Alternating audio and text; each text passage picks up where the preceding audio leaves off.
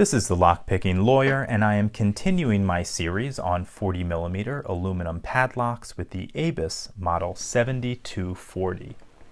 Now, some of you may recall that in video number 317, I featured this ABUS 7240, and it did not do very well. It got 5 points, it was bypassable, it has a wide open keyway, we picked into it pretty quickly, and because it was bypassable, I ranked it below all the other locks with 5 points, putting it in second to last place above only the Squire SAL40.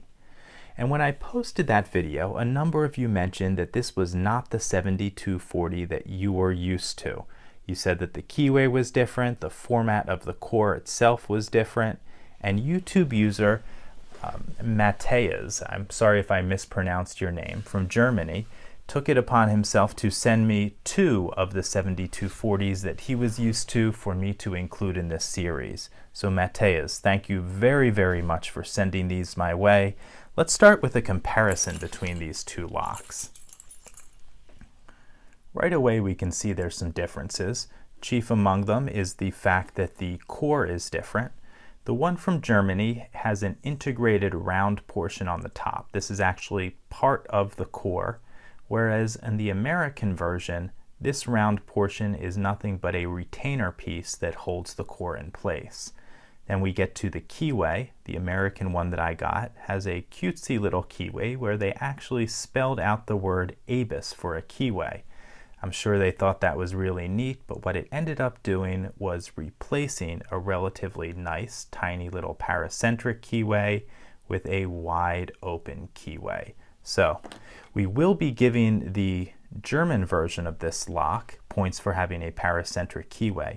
We will not, however, be giving it points for requiring a special pick because I was able to open both of these locks with both my Southward Max standard hook and my Sparrow standard hook. Now, one of the problems with the American version of this lock was that we were able to bypass it. So of course we're going to check that out with this lock. I did not have a bypass tool that fit in this easily, but what I did have that seemed to work was this Sparrow's deep hook. And let's see if I can get it to work. It wasn't easy the first time, but I'm hoping now that I know the trick, which is to turn it as far as I can and then really give that shackle a pull.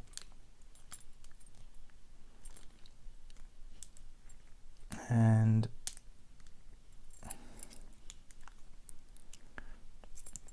there we go, got it. Okay, so it took some work, probably because I do not have the correct tool, but we were able to bypass that, so the lock will be losing points for that. So let's see what it takes to pick into this lock now, and then of course I'll take it apart and show you what's inside. I'm going to use bottom of the keyway tension with a narrow wiper insert, and let's use this Southward Max standard hook. Okay. Little click out of 1, 2 is loose, 3 is binding, and got a little bit of a false set out of him. 4, we got some counter rotation, I think he's set. 5, some counter rotation, I think he's set. And 6, I think we got him as well. Back to 1, nothing there. 2, and that's it, the lock opened up.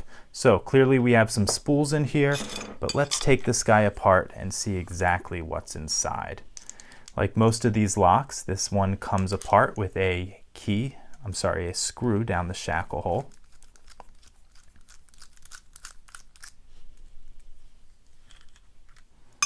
And right away we can see that core is of a different format from the one in the other 7240. And this one comes apart with a small C-clip on the back.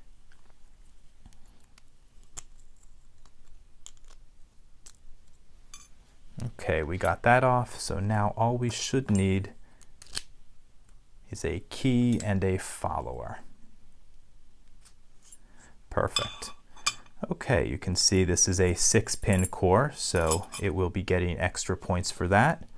Let's dump these pins out. 1 and 2 are standard, so is 3, 4, 5, and 6. Let me arrange these the way they're supposed to be, and then we'll get the driver pins out.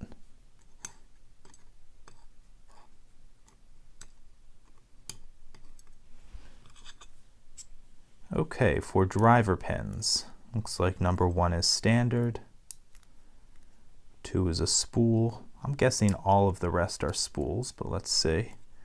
3 is a spool. Same on 4. Same for 5. And 6 is a spool as well. Okay, before I give you a close-up of all of this, let's talk about the points that we'll give for this lock. We get 2 points for this being a 6-pin core. Then we get 3 points for having a paracentric keyway. We don't get points for requiring a specialized pick. We don't get points for countermilling. We lose points for this being bypassable. I believe that's 2 points we lose. And then we're left to the pins to see what other points we can get. And it looks like we just have the 5 security pins, the spools in slots 2 through 6. So that leaves us with 8 points total, putting this lock in a tie with the Lockwood Model 214A40 and our Chinese generic lock. Of these 3 locks, however, this ABUS 7240 is the only one that I was able to bypass, so I'm going to end up ranking it at the bottom of the 8-point locks. Okay, let's give you a close-up of the pins. As you can see, all of the key pins are standard. Driver pin number 1 is standard, and then all of the other driver pins in slots 2 through 6 are spools. Moving over to the core, nothing special about it. It's 6 pins. And I guess if you look at the back, you can see it has that bypassable tailpiece on it, but nothing else unusual about it. Okay, that's all I have for you on this ABUS Model 7240. Mateus, thank you very, very much for sending this my way. To everyone else, if you have any questions or comments, please put them below. If you like this video and would like to see more like it, please subscribe. And as always, have a nice day. Thank you.